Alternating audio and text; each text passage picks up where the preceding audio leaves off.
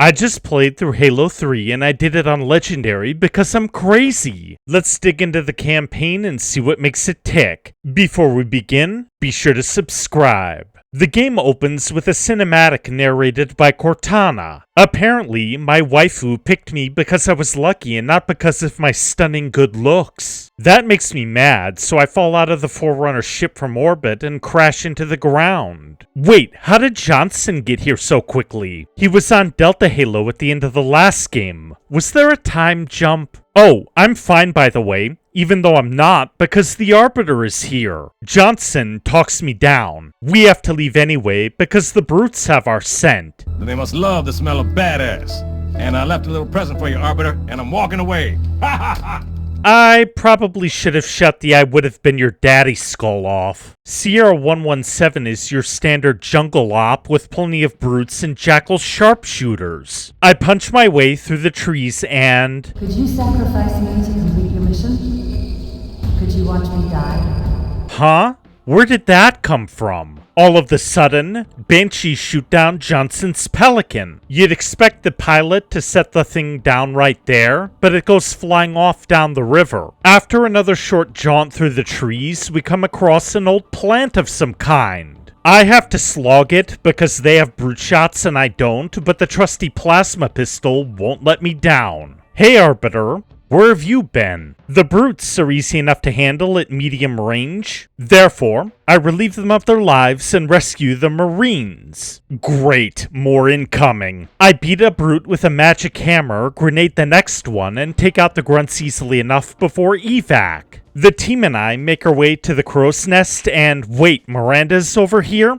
Okay, that makes sense. I guess we have to be reminded of the stakes because of the last game. We also get a consult from Lord Wrinklesack, but Truth cuts in to threaten everyone for reasons. Does he usually mention me? Isn't this his first broadcast since arriving on Earth? It gets even more cliched. Ma'am, squad leaders are requesting a rally point. Where should they go? To war. No, ma'am, we really need an answer from you. Anyway, this is the backtracking level. After I smash through a bunch of aliens in the corridors, I wipe out a bunch more in the hangar bay. Once the Pelicans get out, I have to shoot a bunch of drones and wait, where did that bomb come from? I was gone for a few minutes. Maybe that's all it took to assemble it? Anyway, I have to destroy a bunch of big hairy monkeys, so I do just that and fall down into another hallucination. Some more drones and brutes have to take dirt naps, and what do you know? I actually rescued a few Marines. Not bad. Oh wait, I left them all down there. Whoopsie! The Arbiter and I get ambushed by some jump jet troopers, but we take care of them. However, we have to go back to the control center again. Luckily, I get through it and require no redos whatsoever. Nope, none at all. I have to leave, but Cortana needs to slide into my DMs once again. I push through the hangar bay once again and make my way to an elevator. It crashes. It's time for the obligatory Warthog level. I take one out for a spin and... Chief, still can't get the commander. Comms are a mess. Is that you, Buck? It can't be. While I have to get out of the hog a few times, this level is quite refreshing because it's not interrupted. Oh, wait, I have to hoof it again. I knock down a bunch of aliens only to get backed into a corner as a bunch more drop in. I eventually get sick of that, hijack a wraith down the road and annihilate them all without breaking a sweat. I drive it a little further, but it gets stuck on the side of a broken road. Redo time. Did I say that? What I mean to say is that I stomped through the Covenant with no trouble at all.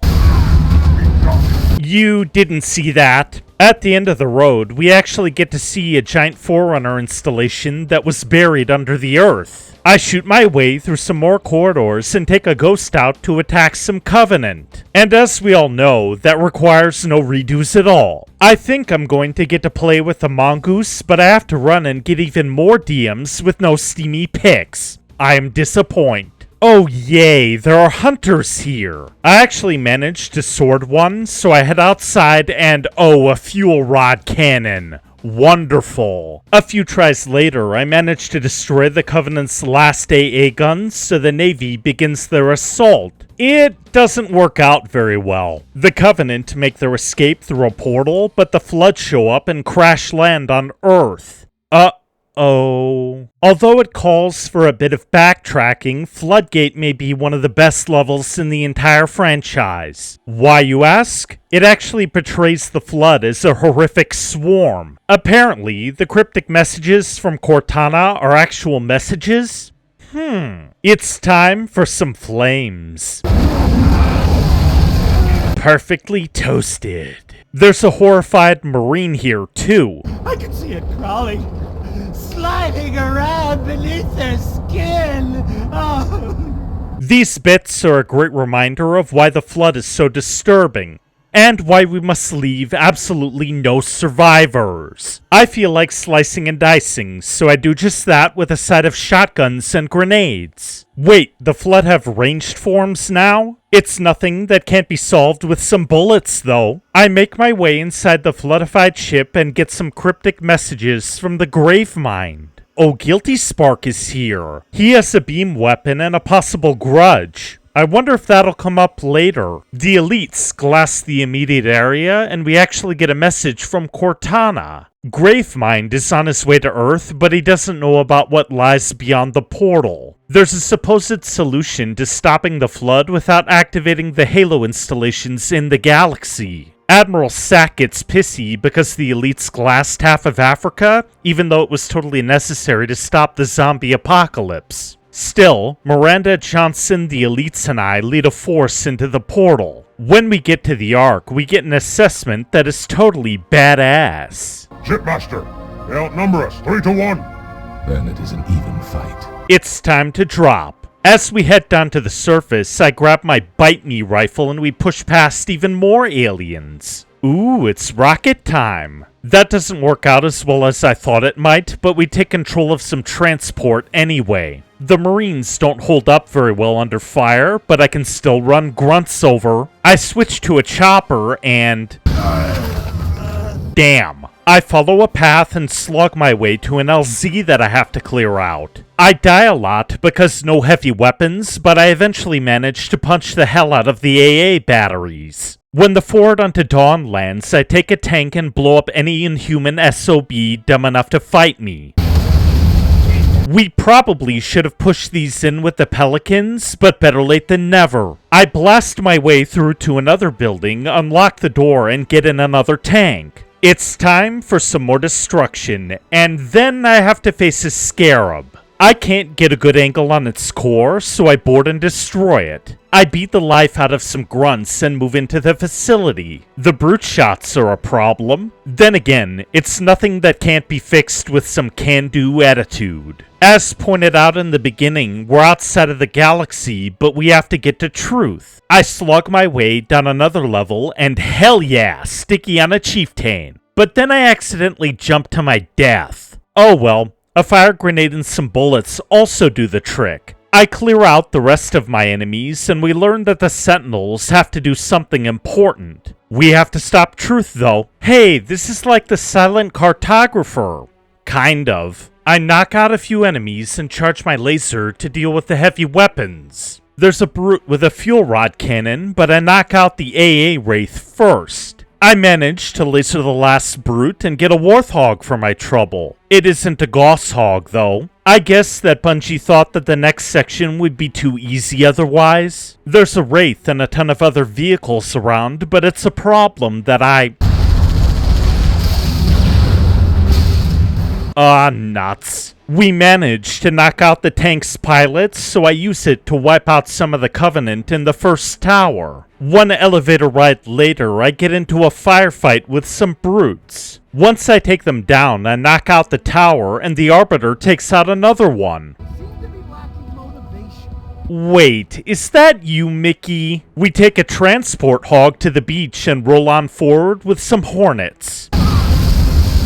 Great. Whoa, that was weird. I managed to clear an LZ and the Arbiter lands with his strike force. We overwhelm the brutes at the entrance, but then the elites with no plot armor get wiped by hunters. Not to worry though, I sticky one and hammer the other. The Arbiter doesn't join me on the elevator, so I have to face the mostly cloaked brutes on my own. It takes a little time to clear them out, but I manage to do so and knock out the barrier. The Flood arrive and whack the Shadow of Intent. The Arbiter and I slay our way outside and board a Phantom. Oops. I was actually supposed to grab a Scorpion, so I do just that and lay waste to even more aliens. Some Hornets drop in, but that's because we have to fight 2 Scarabs. Although it takes a few tries, I managed to knock both of them out entirely from the air. You know what time it is, we need a cryptic DM from Cortana. We aren't close enough to the enemy, so Miranda crashes in with a pelican. The commander comes to realize that there's a self-deletion pact on the table, but she's shot by Truth anyway. Why didn't she pick us up? I mean, it's not like we were that far away from the entrance. On the plus side, we actually make a truce with the Flood. That's pretty good, because the Grunts have fuel rod cannons. We smash through the enemy, and hey, what are you doing there, RB? The fate of the galaxy is at stake. I sticky another chieftain and let him get infected. We have a clear path to truth. For some reason, Johnson didn't stop the rings while the fight was going on, but I do that anyway. Meanwhile, the Arbiter gets his revenge as Truth gets a taste of weeb. I am Truth, the voice of the Covenant. Asshole. You must be silenced. And what do you know, the Gravemind is trying to stab us in the back. Now the gate has been unlatched, headstones pushed aside, corpses shift and offer room. A fate you must abide. Betrayed one villain for another. RB and I have to fight our way back. We drop down a hole behind the elevator and I see Cortana. She leads us to a platform and we get to witness the rise of another Halo. Our aim is to light it, but we have to get an index first. It's time for an invasion. Cortana isn't that difficult, but it's a bit of a slog because the ranged forms are bullet sponges. Still, I fight my way through some buttholes as Cortana goes insane. I have walked the edge of the abyss. I have seen your future and I have learned. Submit! End her torment and my own! At the very least, I get my waifu back. You know me. When I make a promise. You keep it. I do know how to pick 'em. And what exactly is the plan? Thought I'd try shooting my way out. Mix things up a little. Not gonna lie, that's a good one-liner. Cortana asks me to blow up High Charity, and who am I to argue with that? The Gravemind gets enraged when I do so, and we fight our way out with no redos required.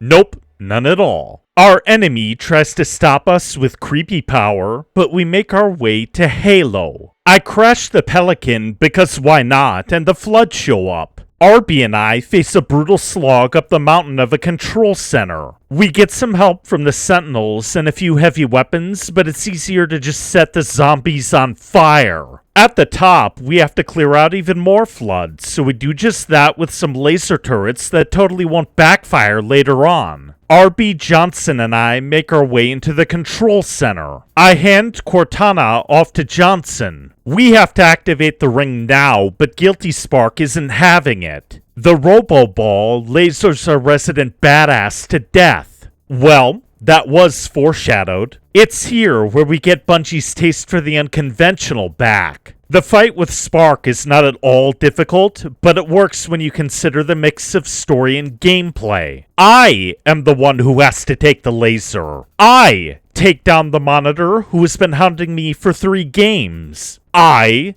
get to watch him explode by my hand. It isn't shuffled off to a cutscene or some silly QuickTime event. With that said, Johnson is dying. Send me out. With a bang. Cortana activates the halo. It starts to fall apart, so Arby and I push out and...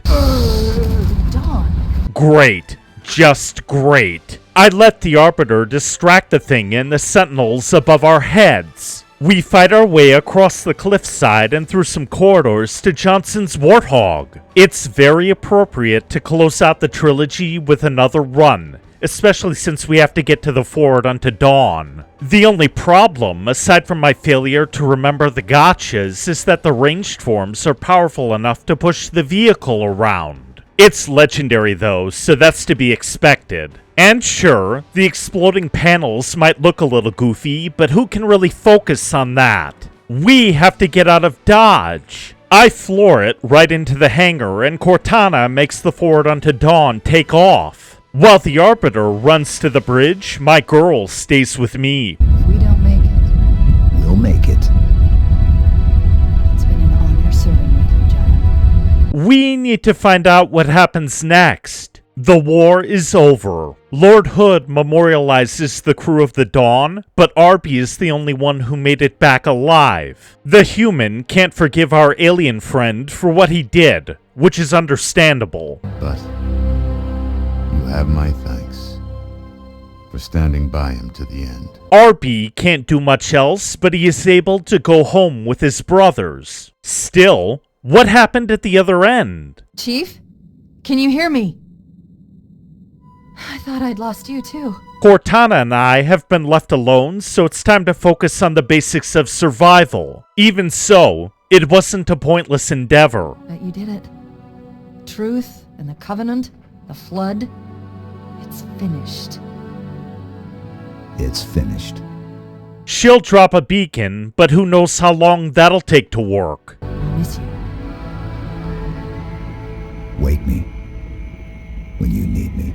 There is still hope, but it's time for some rest. Oh, and it turns out that Bungie had a basic idea for Halo 4. Huh. In all seriousness, Halo 3 sticks the landing for the original trilogy with style. Sure, the story has a few question marks in it, but many of them are necessary to move the plot along. For instance, why did we start out in the jungle? Well, it's possible that the chief came under heavy fire and had to bail out. Why did the Gravemind make a beeline for the Ark? If he can conquer that, he can just infect everyone else at his leisure. Why did the chief hand Cortana off to Johnson? Well, it's a setup for a reveal. When the writing is generally well done, any little questions that a player might have can be filled in with some basic thought. A good writer yearns for that sort of engagement, and Halo 3 pulls it off without breaking a sweat. As for the gameplay, Halo 3 on Legendary is hard, but not stupidly so. That's partly because Bungie managed to balance the game and open up the sandbox. Even though it might take a few tries here and there, a good player can think on the fly and use the tools on hand. The only real problems arise in the vehicle sections. With the exception of the Scorpion, it can feel a little irritating to ride into battle only to die a few seconds later. Still, it's not insurmountable or worthy of a keyboard smashing. You just have to work at it. GG. I'll see you next time.